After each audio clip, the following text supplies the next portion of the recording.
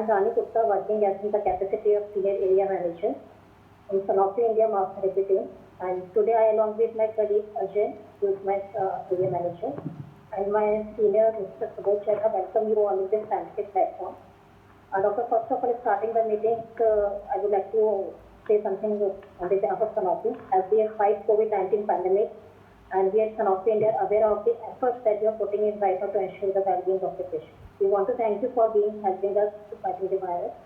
And because staying safe via social distancing is very important right now, and that's why we have requested your permission to connect digitally with one of the scientific programs. Sir, this is the meeting in association with the Physician Forum of India, which is a very prestigious Physician Forum of India, and it is working for the last 17 years in conducting different scientific programs and academic sessions for doctors at the different platforms. Today we are having Dr. Sushil Kumar Chauhan, who is the Vice President of Physician Forum of India, and we have given it the opportunity to connect at this platform.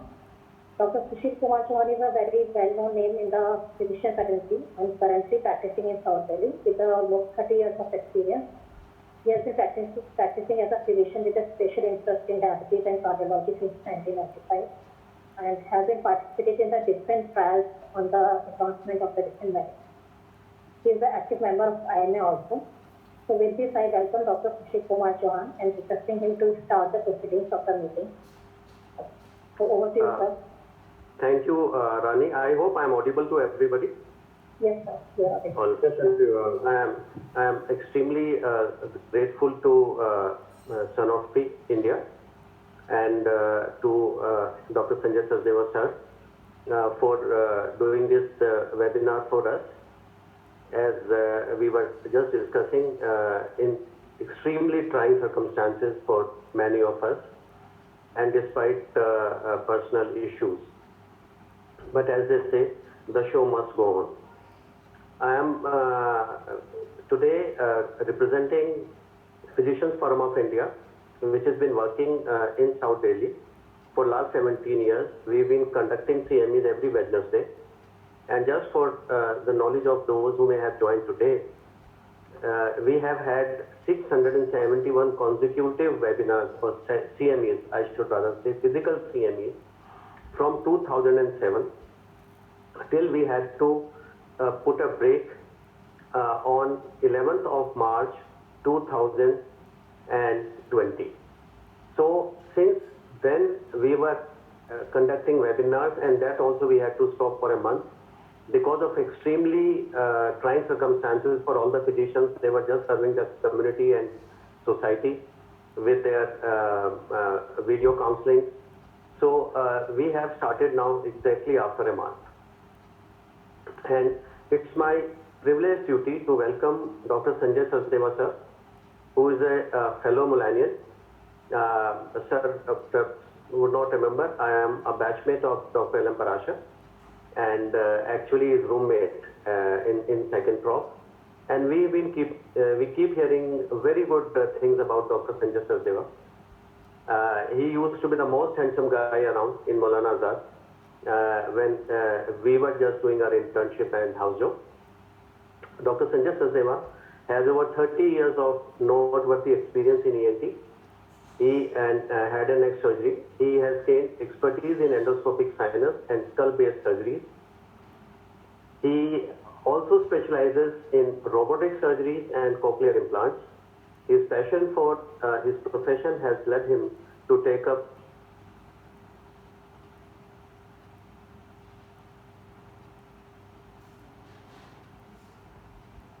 Sir, you are on mute mode. तो सुशील sir आप mute mode पे हैं.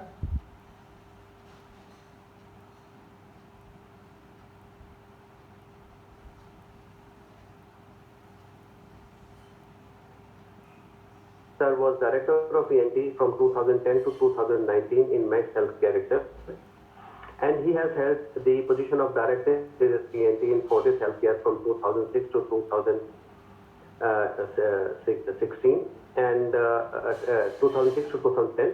And previous to that, sir was a consultant in ENT in Apollo Hospital 1992 to 2006. So as you would understand that he has experience of all the corporate hospitals in South Delhi.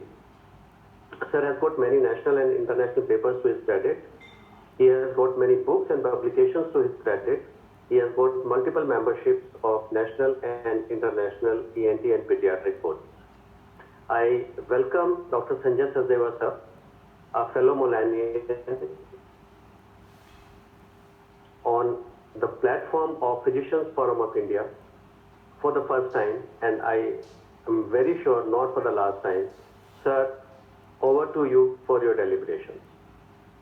Thank you, Dr. Sushil, for being so kind. I don't think I deserve all that, including the being handsome or whatever. But anyway, I apologize that you were sharing the same room with Dr. LMP. We used to call him Lasit Mohan Prasha, a very dear friend of mine, but obviously we are colleagues and we used to have the same department.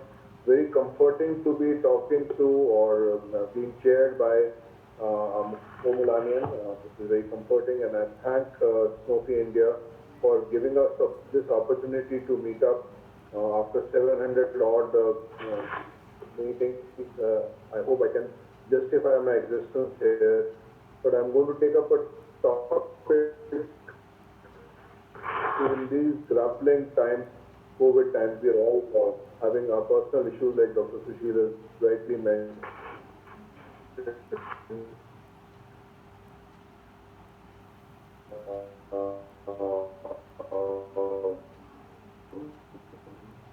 Personal and society on, and now we have, of course, COVID time. So we have to join up. What do we do about allergic rhinitis in these COVID times? We cannot ignore our allergies. And of course, there are a lot of people who are getting confused whether this is an allergy or this is COVID. So these are also issues which needs to be addressed. So let me go through the slides. So a very short, so this talk will have actually 3 parts. So I'm going to talk about allergic rhinitis, the use of these drugs for allergic rhinitis, what the guidelines tell us, what our clinical background tells us, and I'm going to join up together all this with COVID at the end of my talk. So 50% of my talk is going to be on COVID and allergy joining up. Before that, I'm just going to prime up my allergies. So we know that prevalence of allergic rhinitis makes this into a very important topic in our clinical practice. As the physicians sitting in the city, outside the city, they are bogged down by these allergic conditions. The increasing prevalence is a worldwide phenomenon. India also has the same kind of issue. It affects about 40% of our global population. So that is why all the pharmaceutical companies have allergies, cannot ignore allergies, so to say. So they have to come up with newer and newer innovations, better and better medication, so that our patients who are suffering from allergic rhinitis are benefited. Otherwise, we are going to have problems. And now these COVID times are even going to be more taxing, because we all realize that the virus is going into our system from nose and sinus. And nose and sinus is the primary organ of allergy. So that's one of the organs besides, of course, the eyes, the lungs, and the skin, but mostly, and the GI, but mostly it is the nose and sinus which gets the brunt of allergy as well as COVID together. So that is why there is a conjoint situation, there is a combination which needs to be addressed at the same point in time. So, and it also, allergic rhinitis, we all know, also has a direct bearing on person's performance, because it impairs the quality of life. So a person who's suffering from allergic rhinitis more than 4 times in a week is so bogged down that he cannot function next day properly. So that is an important issue. So his productivity is certainly impaired. So we also know that allergic rhinitis is not a single entity. It has comorbidity. It is just not one single problem, but multiple problems all joined together. And the comorbidities are colossal and very important, because it affects our normal daily routine. So it can be in a combination of chronic rhinosinusitis with polyps. It can, of course, cause eustachian tube dysfunction with otitis externa, effusion, otitis media, mastoiditis, and other situations. If it is causing a lot of obstruction in the airway, then it can cause a significant medical problem, which is called obstructive sleep apnea. And we all know the sinister implication of obstructive sleep apnea. these patients are more stroke. They have 24 times chances of having cardiac arrest at night. So this is an important entity. So what we started initially was a simple entity which we thought is allergic rhinitis. And we have seen the ramifications of allergic rhinitis, the tentacles it follows in the human body, and how it impacts so many organs that you have to really consider this as an important aspect. In children, we have, of course, allergic rhinitis contributing to adenoid and tonsil hypertrophy. And in these pediatric age groups, these children will be hyperactive. They will have somnolence issues during the somnolence, sleeping problems during the night. They will be restless during the night. They will wake up a couple of times. They also have bedwetting. And during the day, they are hyperactive. They will not have attention span. They will perform poorly in school.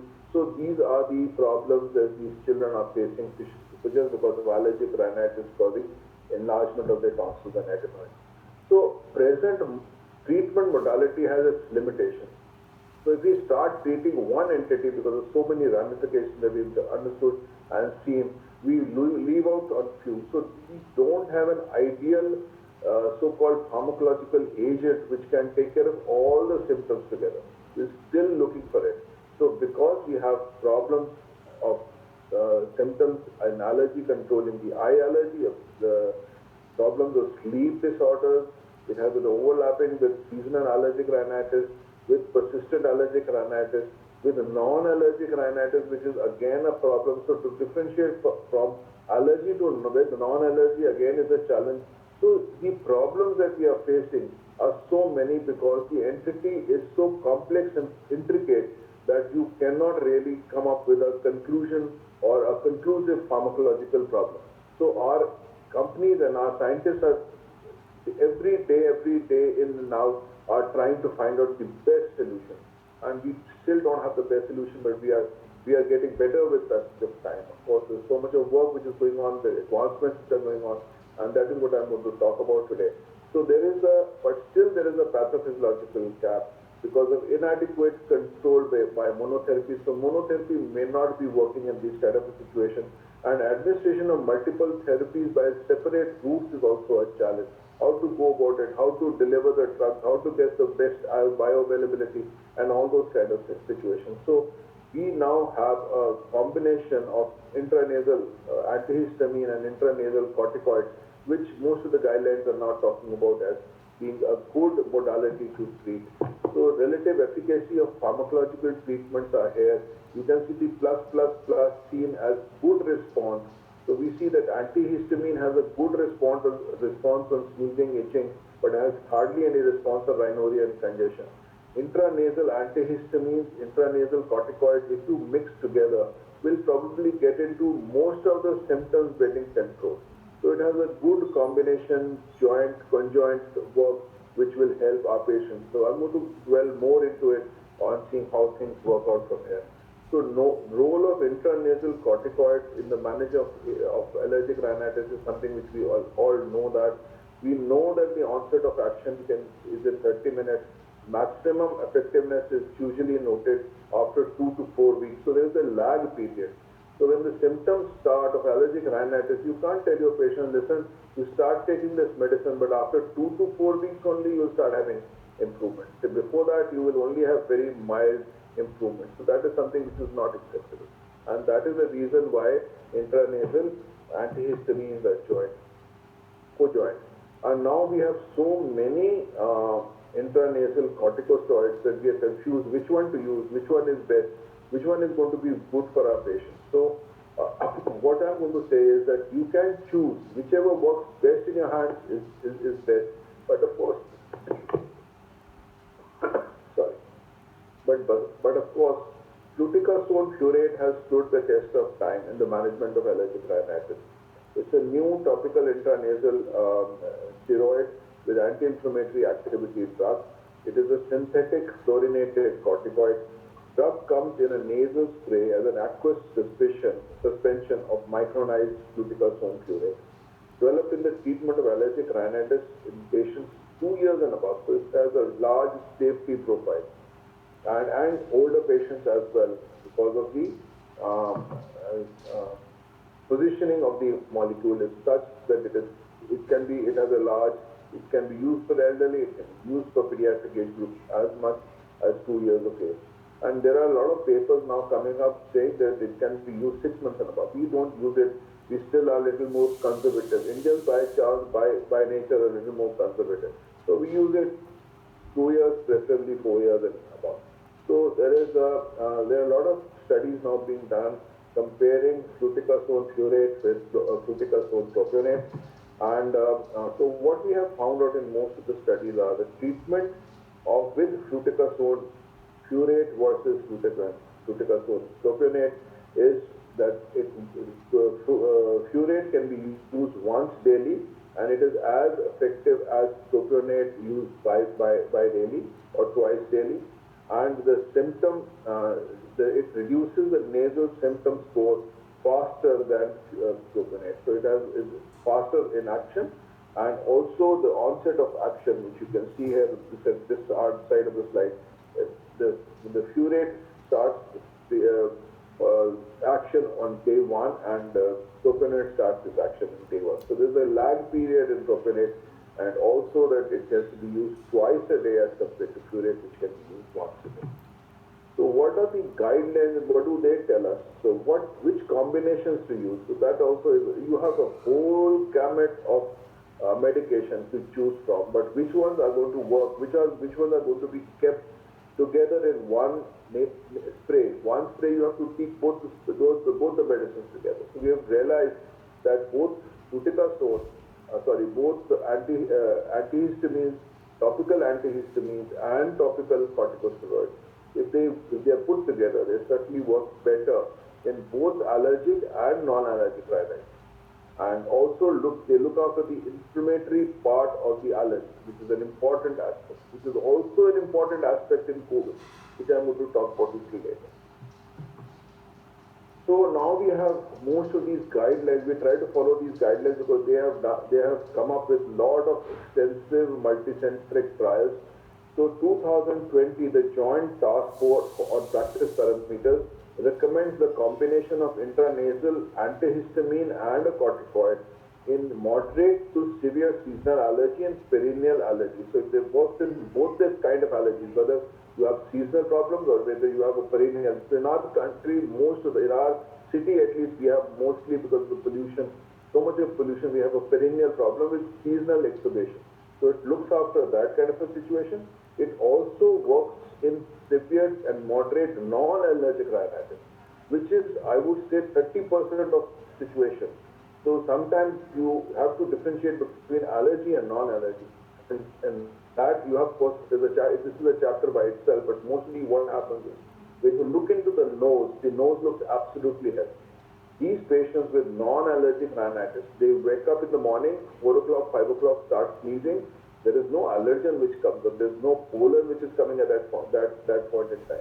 It's only the change of temperature, humidity, the circadian rhythm.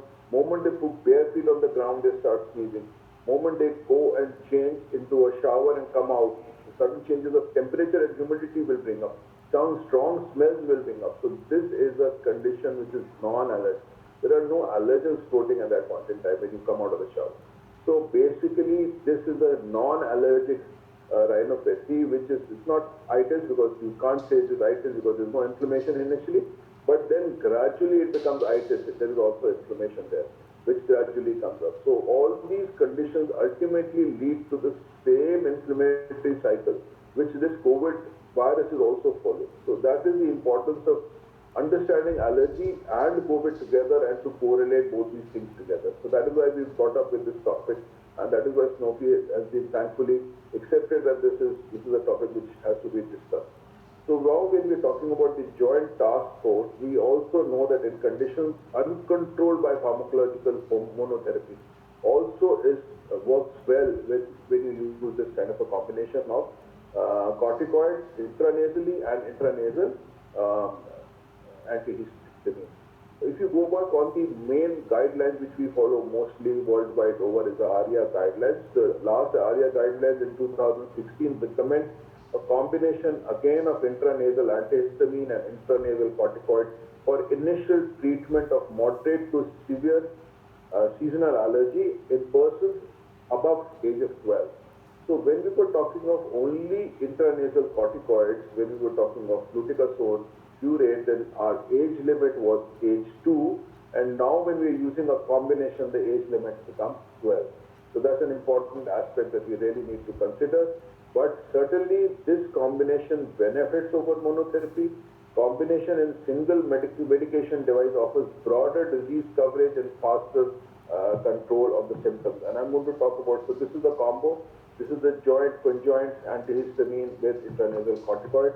So mostly you really should concentrate on this slide because this slide tells all. The intranasal antihistamine starts having its function, its effect within 15 to 30 minutes of its delivery.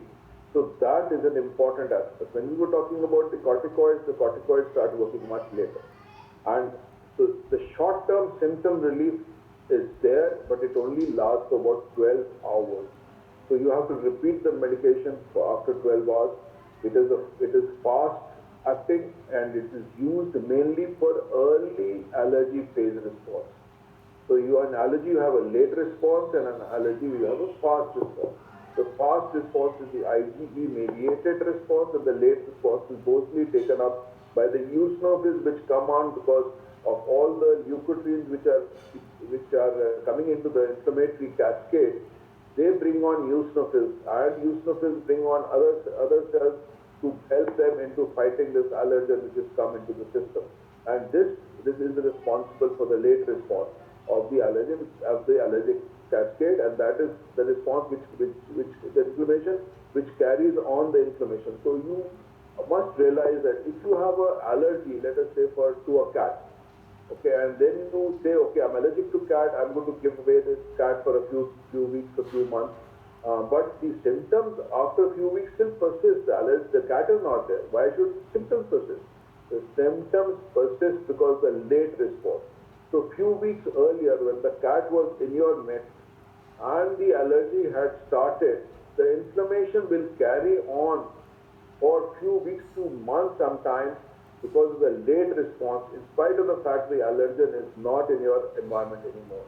So this is the importance of the late response which is looked after by the intranasal corticoids. So intranasal corticoids have a longer onset of action. They have sustained symptom relief and they are working more on the late response. So there is another very additive advantage of using local antihistamine, topical antihistamine, because topical antihistamine is very fast and long-acting effect and has a triple effect, triple effect. It has a mass stabilizing property, it has an anti-inflammatory process. So the anti-inflammatory process is because of the IL-6 it holds on to the IL-6. It also holds on to the inhibition of the tumor necrosis factor alpha, which is again an inflammatory part of the inflammatory cascade. It also reduces the granulocyte macrophage colonies stimulating factor, which we call as CSF. So that also gets inhibited. So these inhibitions of the inflammatory markers, as we call, in allergy or any other inflammation which is there because of the release of these cytokines from the cells of protection or innate immunity or allergic immunity or acquired immunity, whichever is the one which is working here. And in this situation, it's an allergy, of course, which is working here. And these inflammatory markers, inflammatory cytokines are then halted by azelastrin, which has an added advantage. So it has an anti-allergic effect, it has a mast cell stabilizing property, it has also effect on the inflammation, which is because of the allergy. So it has a triple effect, which is important. So there are a lot of now studies which are saying that this combination also works very well in obstructive sleep apnea. And in pediatric age group, because of the large adenoid and tonsils which have occurred because of allergy, you can have allergy. These children have an IL-6 issue which is quite raised because of the inflammatory process. Adenoid and tonsils have raised because of an allergy. The allergy increases the lymphoid tissue, and lymphoid tissue has more inflammatory cytokines which are there, interleukins which are there, and these interleukins and cytokines are controlled by this nasal sprays combination, which is very effective in 12 years of age. And anybody who is less than 12 years of age needs to be taken care of, and their obstruction and their obstructive sleep apnea, which is a known entity in pediatric age group, needs to be controlled, can use fluticasone furet as a single entity, and in combination above 12 years. So the key highlights are that intranasal corticoids can be used in other comorbidities also. So not only in allergies, but they can also be used, and they are helpful, and there are papers proving that this is true, that they are also helpful in uncomplicated acute rhinosinusitis, and they are also helpful in children, like I said, because of reduction of IL-6 and also reducing the symptoms of obstructive sleep apnea. So when we are finished with this corticoids and the azelastine combination so we have one arm now which is giving us so we are building up arms for our COVID. That's what we are doing actually. That's the whole game. So the first arm that we've done is, okay, we have now intranasal corticosteroid, we have also intranasal antihistamine. This is one arm. Papers have shown that these all improve. Now we also have antihistamines, and we also know that fexofenadine is approved across all ages. It can be used for children more than 6 months of age. It has a high margin of safety and is well tolerated in children. Fexofenadine is also recommended for pilots for the very fact that it doesn't cross the blood-brain barrier so well. We also have another drug which is bilastine, which is doing the same. But in higher doses, bilastine can cross the blood-brain barrier, but most of the time we use 20 milligrams. But they have seen that in 80 milligrams, it is going to cause some psychomotor performance issues.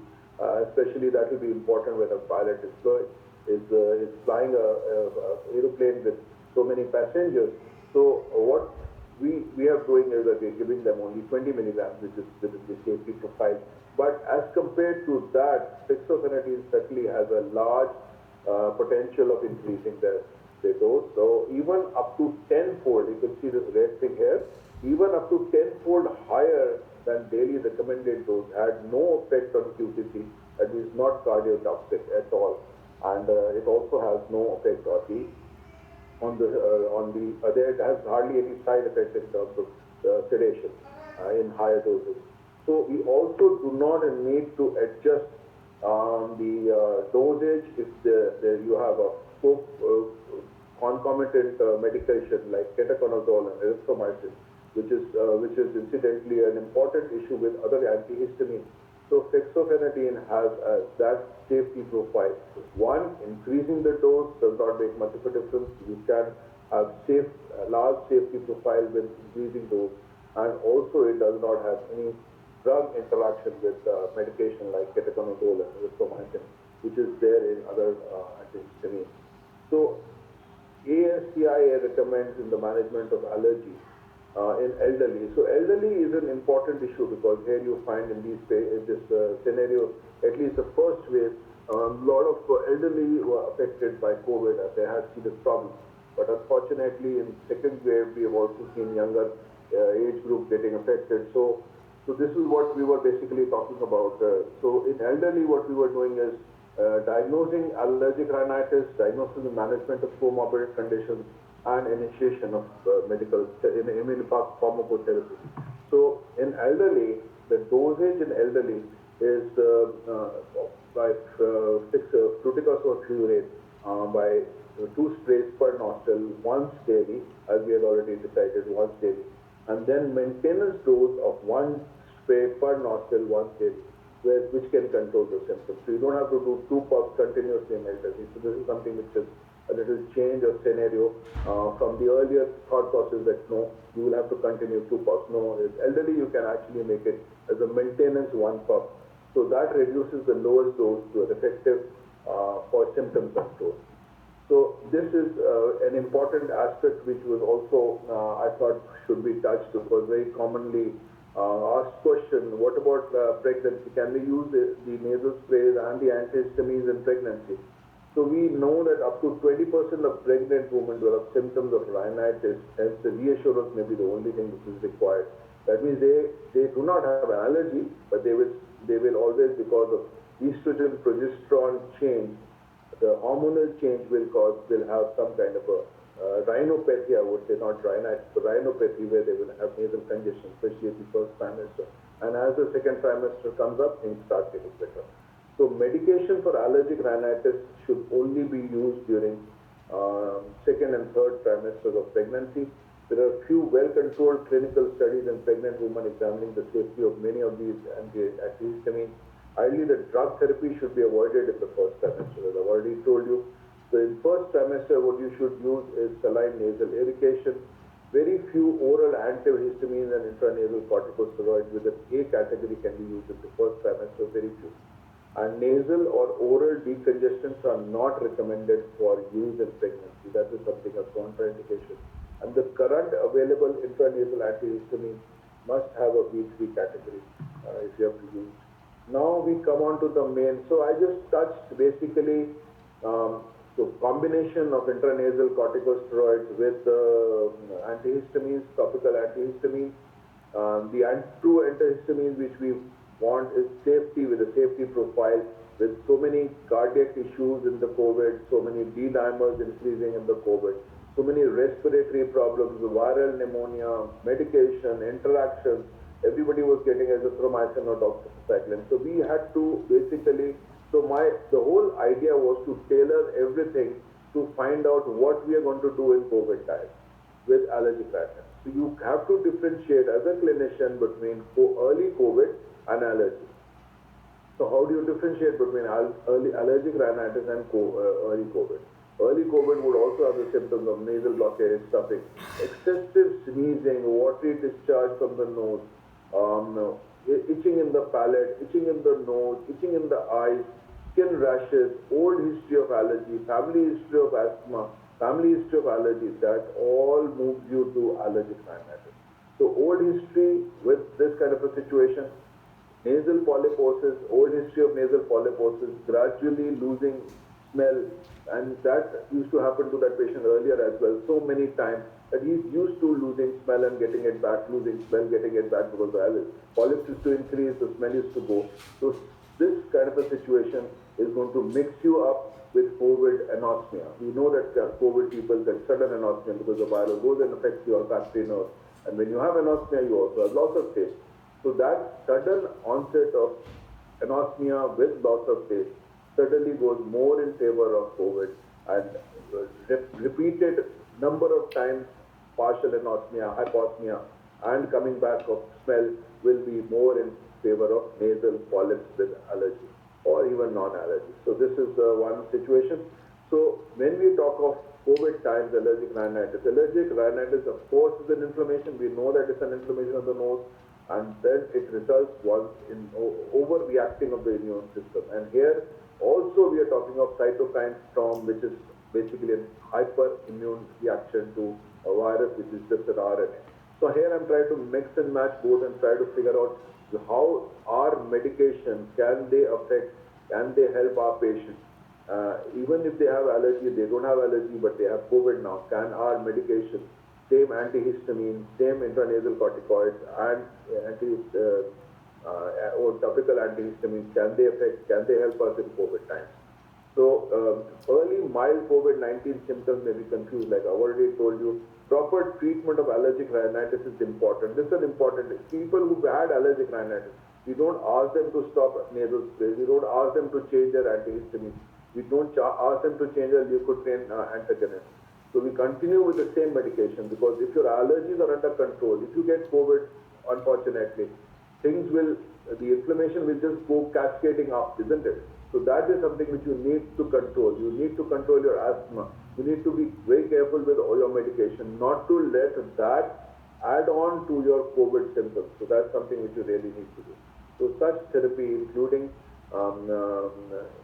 immunotherapy, which is not an immunosuppressant, does not represent a risk factor to severe COVID.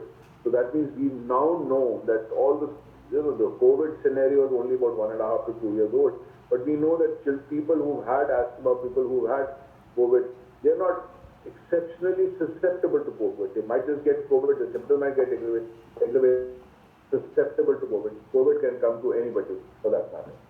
So topical and inhaled corticosteroids may be beneficial or may even prevent COVID-19.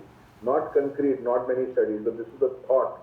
This is a thought. Can it actually prevent? We don't know. There is no way you can actually find out. How can you find out that I'm going to get COVID tomorrow? I can't. Nobody can know that. So we don't know if if people start taking intranasal corticoids and antihistamines continuously, will they prevent themselves from taking COVID? There's no way you can study. You do not take anything prophylactically for this kind of a thing. So that is something which is not scientific. So we don't know. But we only want people to continue taking medication if they have confirmed allergic rhinitis, to continue taking their medication in spite of the fact there is COVID all round. So that virus is all round, but please continue taking. That's the whole message that we can actually do. But we do not advocate anything preventive to prevent the COVID. That's not the right scientific approach. So allergic airway disease is probably not a risk factor for more severe COVID-19. So this is another fact which has come up over a period of time. We know that there is nothing extraordinary which is going to happen if the patient has allergic rhinitis.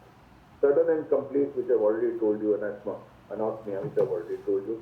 So this is an AASP guidelines on allergic rhinitis during COVID-19 era. These guidelines are coming up and they're evolving.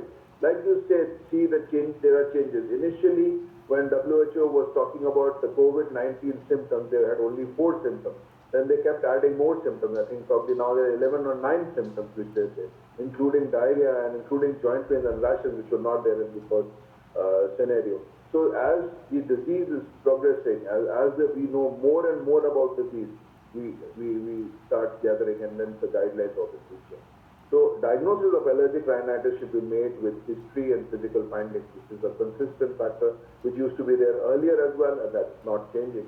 It should be assessed for the presence of associated asthma, which we all know, one airway, one disease. Nose, sinus, chest is one airway and one disease. So anything which is happening in the nose is also going to affect the lungs and vice versa.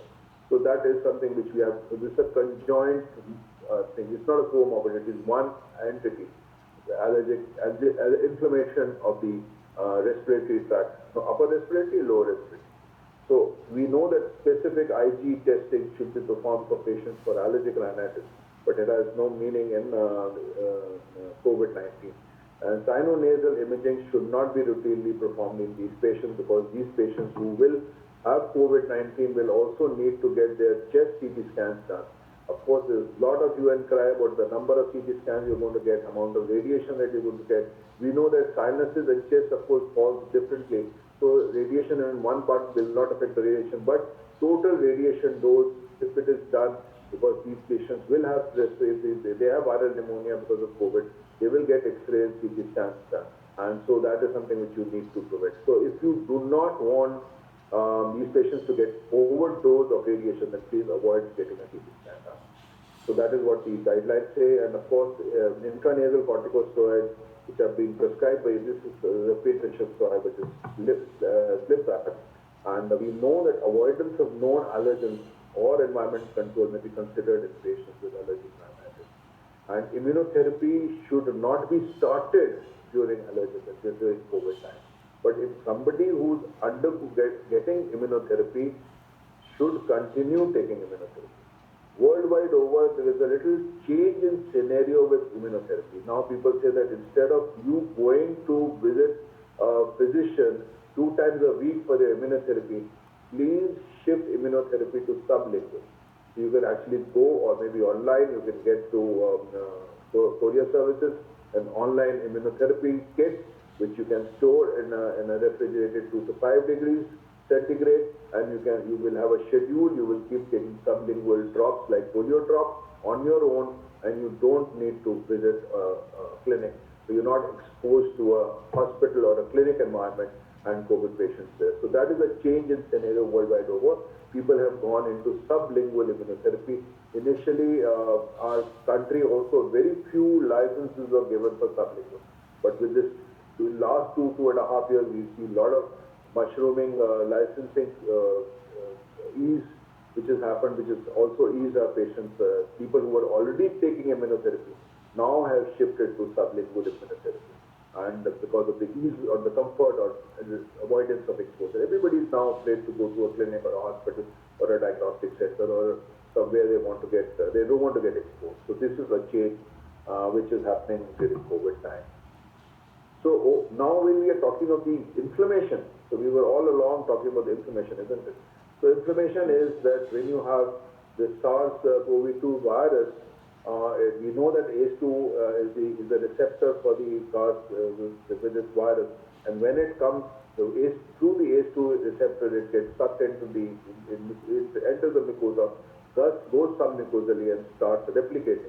And this replication is, of course, we all know how it is replicating. It's a single RNA replicates, and then it needs the products which need to be replicated, and then of course it is going out from the cell membrane and it's released all over the body. And of course, we also know that 5 potential targets which is there for the SARS-CoV virus replication. The spike protein, we know that TMP-RS2, SS2 we know. We also know the MPRO, which is an important coronavirus main protease, very important coronavirus main protease for the replication. So this replication by these 5 processes, the MPRO is an important aspect where the viral genome encodes non-structural proteins responsible for the replication of the virus. So once the virus starts replication, so this is the inflammatory process of a COVID-19, isn't it? So the cytokine storm, which we all know about now, represents a similar kind of a hyperimmune situation, where it shows similarity to allergic rhinitis. Allergic rhinitis is also a hyperimmune response. So this is where the whole inflammatory, at basic level, at the biological level, is almost mimicking each other. So can we use the same drugs which we were using for an inflammation of allergic kind in COVID hyperimmune response? That is the whole question. That's the thought process. So the thought process has also led to a large study where over 2,000 people or candidates were evaluated, and they found that fexofenadine is the only antihistamine found promising for COVID-19 MPRO substrate binding. So if it binds the MPRO substrate, then the viral replication does not occur. So does that really work? And they have of course used other medicines also. It's not that they've only used fexofenadine, and the list is long. They've used montelukast, lisinopril, bumetanide, fexofenadine, of course fexofenadine, adofovir, and other quinidine as well. And they found that fexofenadine is relatively promising. This is the same list, and this is the S4 of each, where they found that MPRO substrate binding by fexofenadine is a good drug.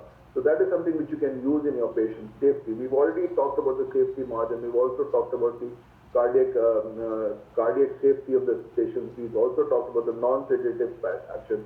We've also talked about the other general condition that you can actually increase the dose very safely of this product. So this product, can we use it in our COVID-19 situation? I think we have. These are the guidelines which tell you the same. This is a little crowded slide, but basically it talks about the same kind of a situation, that if you have allergic rhinitis and COVID-19, treat allergic rhinitis as you were treating earlier. COVID-19 is going to add on, but it's not going to increase the problem if you're treating. If you're not treating, then of course the problem can get accentuated. You can use intranasal corticosteroids even during COVID-19 to continue taking care of your allergic rhinitis. It might also have some kind of an effect on the virus issue, but the people have, this is a two double-edged sword. People say that if you give steroids, you're reducing the immunity, even the local immunity, and this is the local penetration through the mucosa.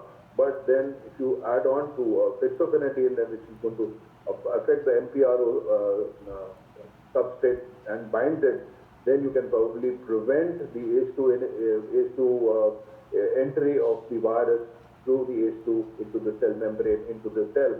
And so penetration of the virus can also be halted, including the replication can be halted. So these two things in combination can work in your for your benefit in COVID-19. And there we know that the safety profile is good. So these are the things which need to be addressed at this point in time. And so we have to consider now entity which is one allergic rhinitis which is going on. So that has to be continued to treat. And second is an second is an inflammatory or a hyperinflammatory response because of SARS-CoV-2, which has come in and now added on or accentuated the problem. And in severe cases, it is traveling and causing more havoc in terms of cytokine storm, and that has to be halted. So that itself is also an inflammatory reaction. Can we halt that by fixability? Not enough studies till now, but at least looks promising. Thought process has started, and as I'm sure you as clinicians will be facing the brunt of COVID-19 last 2 years would be, I think, in the right position to position this molecule in the right perspective and say whether it is going to work for us or not. So this is the thought process. These are the studies, these are the guidelines, but most importantly is your personal experience. Your personal experience to see whether this drug, which has a large safety profile, can it really work in your situation, in your patients who have mild to moderate or sometimes even severe COVID-19. I think with that I'll stop, and I'll request people to comment on that and to tell me if anything else which I've missed out or anything which I've done wrong, and I'm open to suggestions and I'm open to questions. Thank you so much for patient listening. Thank you, Dr. Sanjay sir, for a wonderful deliberation on allergic rhinitis. I think you pretty much covered the entire spectrum of the whole syndrome. So there are a few questions. I think I would set the best ball rolling. And I actually sent those questions on the common chat box, and some people have replied to it. Sir, you mentioned about acute and chronic allergic rhinitis, and you mentioned about polyps. Sir, should we consider that polyp is a hallmark of chronic allergic rhinitis? So basically what we must realize that out of, if you take 100 polyps, so 25 to 30% will be allergic and rest of them will be non-allergic. So you can have non-allergic polyps as a major entity which is a part of chronic rhinosinusitis. So if you have an ostia block, if the two membranes are coming in contact with each other, there is a ciliary paralysis, there is collection of bacteria, virus, chlamydia, all there, and that starts an inflammation process which will then cause a polyp. So this is a polyp which is a non-allergic polyp because of chronic rhinosinusitis.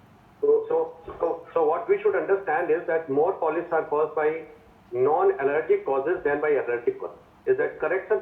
The take-home message? Absolutely, absolutely. Because usually the physician fraternity thinks that the presence of a polyp is almost equivalent to allergic process, which is I think one concept cleared very well by your talk. Sir, I want to know, you talked about the dose of fluticasone, and you also talked about the dose of fexofenadine. I want to understand the concept of the severity of allergy. I mean, is it one size fits all, or do we have to target a specific marker like IgE, of which you made no mention during your talk? So I think you touched a very important point, Dr. Sushil. One is, if your allergies are severe, then maybe one antihistamine will not work. So our first game is that we increase the dose of an antihistamine which we are already using. So then we have to see, okay, which are the antihistamines where we have a large safety profile. If we increase the dose of a certain antihistamine, will we get into problems in terms of cardiac toxicity, sleepiness, or dryness, or any other side effects which can come up, or a drug interaction? So we have seen that fexofenadine actually fits that kind of a picture, that you can actually increase the dose safely to 2 times, 3 times without a problem, even 4 times. So that will be the first choice that you would. So more severe the inflammation of allergy, first thing that you would do is, as a clinician would do, is to increase the dose. So if you can't, with increase of the dose, you feel that things are not working, then you have a choice of using intranasal corticoid with intranasal antihistamine as a second arm to your pharmacotherapy, or you have a choice of adding another antihistamine. So that will be a very personal experience. If you have an experience to use two antihistamines after increasing the first antihistamine to maximum limit, safety limit, and you're happy with that situation and your patient is happy, there are no side effects, no drug interaction, that is also one possibility. Second is, one is that you increase the antihistamine to maximum and then you're adding on to an intranasal therapy in terms of using either intranasal corticoid or intranasal corticoid with intranasal antihistamine. So that is your choice. So in situations like non-allergic, sometimes as a clinician, as an ENT surgeon, I have a problem in saying that I can never be very, very sure to differentiate between allergic rhinitis and non-allergic rhinitis. So that non-allergic rhinitis will not respond to any antihistamine, but it will respond very well to a combination intranasal corticoid with intranasal antihistamine. So if you use this, when you feel that, okay, things are not working and you do not know what it is, talking about allergy, the patient is looking like allergy. So, we can look into the nose and say, okay, this nose mucosa is looking allergic. That nose, looking allergic basically means boggy mucosa, cobblestone appearance, the mucus secretions, the chocolate layers crystals, smeared mucus. But then, as a practitioner, it's very difficult to say whether it's an allergy. So if you feel that this patient is not responding and he may be fitting into a non-allergic rhinopathy, then it will be wise to start a combination of intranasal corticoid with antihistamine, intranasal antihistamine, because they respond, and antihistamine oral will not respond. So that is how. So I think I've been able to answer part of your question, isn't it? Yes, sir. Sir, my question goes on, sir. Yes. And my question is, my extension is that many of our patients do not respond adequately to intranasal steroids and even to intranasal antihistamines and even to oral antihistamines for that matter. Is there a role of oral corticosteroids in these patients, and how often do you use them? How often do you have to use them, and what are the guidelines? So the guidelines are very, very clear that you use the oral corticosteroids as less as possible.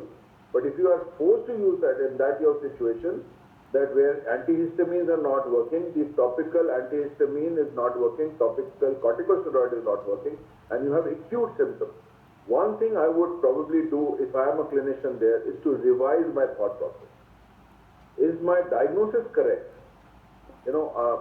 This is something which I have learned over by mistakes, by doing mistakes. I have missed out on CSF rhinorrhea, thinking that this is allergic rhinitis, because these patients, when they have nasal fluid of CSF kind with high protein and glucose content, they have sneezing, nasal discharge, bogginess, blockage, looking like allergy. And here I've tried antihistamines, I've tried everything. So at this point in time, I would start thinking, where have I gone wrong? Is it something else besides allergic rhinitis? Is it sarcoidosis? Is it any other condition? Is it a mass in the nose which is causing this kind of a blockage and problem and nasal discharge? So those things I will now start considering. If I do not get into that, if things still the diagnosis of allergic rhinitis stays not responding to this medication, I would be totally going with you in giving a short course of oral corticosteroid. A short course of corticosteroid. Okay. Sir, yeah. One of my friends asked me to ask you this question, sir, and he is unfortunately not able to join the webinar, but he asked me to ask you this question. Sure. These of the patients at the age 6, 7, 8, 9 years, they start having severe rhinitis and severe nasal discharge during change of season. they are absolutely fine otherwise throughout the year. But if they get into a cold environment, if they eat an ice cream, or if there is change of season, suddenly if there is, like there was rain in May because of the effect of the cyclone, they start having a lot of sneezing and they start having a lot of nasal discharge. Now, our treatment for this group of young people should be restricted only for the duration of the disease, let's say 1 week, 2 weeks, 3 weeks, and no more than that? Or should we counsel them for something more sinister? No, I think, Dr. Sushil, so if your symptoms are limiting every year on and year end, to those 1 or 2 weeks in a year, or maybe 4 or 5 weeks in a year, then to prolong medication will not make so much of sense. Only thing you can do is maybe add on to 3 weeks post symptoms so that you can take care of the late phase reaction, because the inflammation has to be controlled. If the inflammation is at a subclinical level is going on, then the mucosa of the sinuses will become hypertrophied, the ostia will start getting narrow and blocked, and these patients might, after 2 or 3 months, land into chronic rhinosinusitis, secondary to this kind of a situation. To prevent that, you can maybe give 3 to 4 weeks of longer medication after the symptoms go to take care of the late stage reaction. Sir, the another question from the same pediatrician friend was, sir, you start treating these cases of allergic rhinitis, they go on to become allergic rhinosinusitis. Is there a likelihood that these people will actually end up having airway hyperreactivity? So to say that they will become asthmatics. Your experience and your guidelines. Yeah, absolutely. Very well asked question. Sorry, I just tried to make myself more comfortable here. Absolutely, very, very valid. So we also, at this point in time, anybody who has come up with a long-standing allergic rhinitis, we always take our pulmonologists in confidence and ask them whether they also have any hyperreactivity, which might go undiagnosed, which is at a subclinical level, but should have been treated at this point in time, because if you treat both things together, you get better response. And so that should be one aspect that you're talking about. Secondly, you were asking that, okay, so this patient who has an allergic rhinitis lands into a chronic rhinosinusitis situation and then gets onto a hyperreactive airway situation, very, very feasible kind of a scenario. And this scenario at this point in time should be halted. So it should be halted at the allergic level by the modalities that we already know about. In case we find that this thing is not working, then we have to rule out any structural deformity in the nose, sinus, paranasal. So Dr.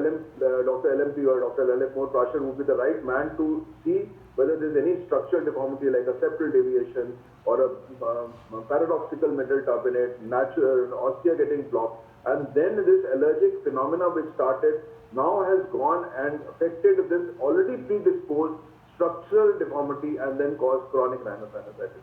So that can be treated with surgical with a surgical scenario, and that will certainly relieve and get you back to allergy. So there is no surgery for allergy, but to take away the cascade of allergic rhinitis to chronic rhinosinusitis to a hyperreactive airway. If there is a structural deformity, then you can stop it at the chronic rhinosinusitis stage and get the patient back into allergic rhinitis stage. No surgery for allergic rhinitis. Again, you have to depend on the medication. But if there is a hyperreactivity going on because of a long-standing allergic rhinitis, that has to be addressed simultaneously. And mostly you should think of it if the patient has been there with you for a prolonged period of time, only with symptoms of allergic rhinitis, no symptoms of chest. But please be proactive in diagnosing that hyperreactivity at a subclinical stage so that you can treat it there and then and not to land into a frank bronchial asthma situation. So the last question from my pediatrician friend is a very important question which should be dear to all of us. And that question is, what imaging should be done for these young kids given the dangers of radiation exposure? So what is the minimum kind of imaging that you would like to do in these children, sir? So if you have a child who has obstructive sleep apnea, classical obstructive sleep apnea, allergic rhinitis, and you are suspecting a large tonsil or adenoid, by looking into the throat, you will be able to grade the tonsils. Grade 1 is within the anterior pillar, posterior pillar. Grade 2 is just above the anterior pillar, posterior pillar. Grade 3 is almost reaching the midline. And grade 4 is reaching the, or touching the kissing tonsils or beard foot. So that is a clinical diagnosis. You don't need any radiological investigation for that. So if you look at that and you find that it is a grade 3, grade 4 tonsils with a history of allergy, this child will certainly have obstructive sleep apnea because of this. Then your diagnosis is clear. You don't need any imaging. Now, if the tonsils are grade 1, grade 2, and you think that it could be adenoid which is contributing to nasal blockage and obstructive sleep apnea in a pediatric age group, then if a child is cooperative above 12 years, you have very small, delicate, Dr. Pracha would have very small, delicate endoscope with a camera and you can see the size of adenoid clinically. And that will give him, of course, we have clinical grading of adenoid as well, 1, 2, 3, 4. I'm not going to get into details of that. But if you have grade 3, grade 4 adenoid, then you've diagnosed it already. You don't need any imaging. But if you have a smaller, younger age, 4 years, 5 years, it's not possible to do that as an outpatient procedure. And you don't want to give this child anesthesia for such a small thing. Then you will go for a plain, simple X-ray soft tissue lateral view for nasopharynx. Not much of radiation, but then that is something which you can do. And of course, second thing which is also very important is to have a look at the eustachian tube dysfunction. So if you can do a tympanogram for these children, an audiogram for these children, that will have an indirect evidence of how large the adenoids are. So 3 grade, 4 grade would invariably have a pressure on the eustachian tube, which will cause some dysfunction, some remnant which you will be seeing in a tympanogram graph, which is again non-invasive, which can be done as an outpatient. So again, you can avoid. So imaging can be avoided, and I would say I don't like imaging even to find out the size of adenoid. I do it maybe annually, not more than that. I mean, as a last choice, If you have these other 3 or 4 options, doing non-radiological investigation and coming to a conclusion. Idea is to come to a conclusion. The idea is to figure out why this child is having an obstruction. If you can do that indirectly, I think that's a good way to do it. Sir, is there any role of skin testing in allergic rhinitis, allergic rhinosinusitis, and do you routinely use in your practice? Yeah, very important. Very important. So we use extensively skin prick testing. Of course, you can also have the last test, the blood test, which is done very routinely with most of the labs now. But we do skin prick testing in all our patients who have undergone surgery, and the nasal mucosa is all filled with eosinophils and it's an inflammation of an allergic kind. All of them go into skin prick test. So immunotherapy is a part of treatment of allergy. As a matter of fact, any medication is only going to halt allergy, but skin prick test and immunotherapy is going to cure allergy. So here you're modulating the immune system to be less hyperimmune, to change the IgE response of the inflammatory cascade to IgG. So there will be a class switching. The class switching is done by immunotherapy. So immunotherapy becomes a very important part of our treatment modality. Can't be ignored. Sir, I have asked you many questions which were actually prompted to me by my colleagues. Now, two questions. Yes, Dr. Two questions which come from me. My first question is, as a moderator of your very important and very careful now. I will be very careful. And landmark webinar is, sir, as physicians and practicing diabetes, we are very fond of giving flu vaccine every year to a patient for diabetes because of the great advantages that this injection has. Do you prescribe flu shots every year to your cases who have severe allergic rhinitis or rhinosinusitis? I don't think they are interrelated, Dr. Sushil. And I don't go give flu shots ever because I obviously refer them to my colleagues because they are the ones who are giving it. As a part of my clinical armamentarium, it doesn't come in the picture, but I don't think patients who have allergic rhinitis have any issues with getting flu shots. What do you feel about that? I mean, what is your experience with that? Sir, I have seen that many of my diabetic patients who have severe allergies, even if they are seasonal, if you give them flu shots, infection is somehow contributing to the allergy. It is never as white or as gray. There are shades of white and there are shades of gray. So there is a confluence somewhere, and if you treat the infection, it always benefits these people. And somehow the viral infections. Can you hear me, sir? Yeah, I can hear you very well. I'm listening very carefully. So somehow the viral infections, they decrease the threshold for allergies, whether it is intranasal, whether it is sinus, or it is airways. So Please go ahead. So we give the flu shots to all our patients with bronchial asthma, with chronic obstructive pulmonary disease, for the same kind of notion that that all the viral infections, they decrease the threshold of receptors for airway hyperreactivity. So we probably think that the same hypothesis might be working in the nasal sinuses and in the nasal mucosa itself. So just wanted your comment on that. I think you don't seem to be a great fan of the flu shots. No. You misunderstood me. I said, I'm sorry. No. I don't give flu shots because that is not part of my curriculum. But I have nothing against flu shots. As a matter of fact, Dr. Sushil, there is a very strong correlation with rhinovirus, adenovirus, and allergies. So people have done extensive study that if you have a rhinovirus or adenovirus coming in your nasal sinus mucosa, you can actually initiate an atopic patient who had no symptoms of allergy now to switch over to allergic rhinitis. So there's a very strong correlation between viral attack and allergic initiation. The allergy. So I'm absolutely with you. My only thing is that I don't have any personal experience of giving flu shots. But I have no contraindications with allergic rhinitis. I don't think there is any contraindication. As far as I'm concerned. So I'm absolutely. My last question to you. I have troubled you with many questions. My last question to you is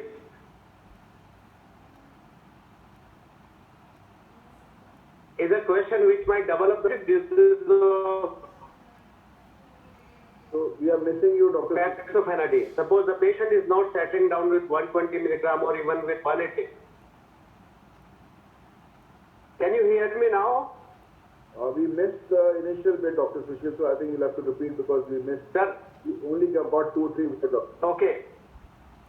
So what I said was, this is my last question to you, sir, Dr. Sanjay, and it is about the supratherapeutic doses of fexofenadine, which might also double up the sales for Sanofi. Are you a fan of supratherapeutic doses of fexofenadine? So, like I said, if the patient is not responding to 120, I go up to 120 twice a day. But I have no personal experience going beyond that.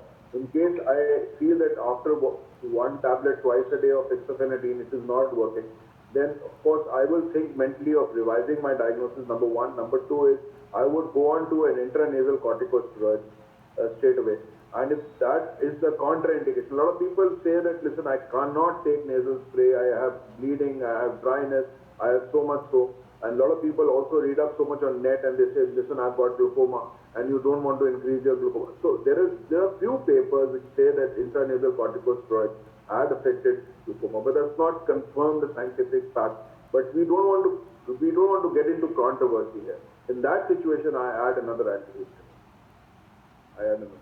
And then, or if it is a chronic or it is going on perennial, then I would think of immunotherapy at this point in time.